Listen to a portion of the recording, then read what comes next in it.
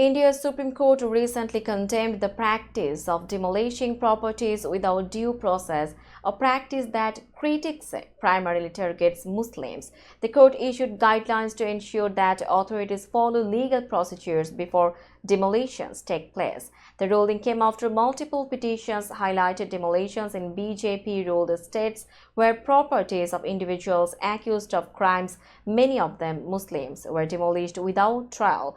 Known as Bulldozer justice, the practice has been criticized for bypassing the judicial system and disproportionately affecting poor Muslims. The court declared that authorities cannot take arbitrary action without following the law. It also introduced new guidelines, including issuing prior notices and documenting the demolitions with video recordings. The court emphasized the inhuman impact, particularly on vulnerable groups like women, children, and the elderly, urging authorities to exercise restraint. There was no immediate response from the ruling BJP party, which has defended the demolitions, claiming that the properties were illegally built and had received prior notices. This landmark ruling is expected to reshape how such demolitions are conducted in India in the future.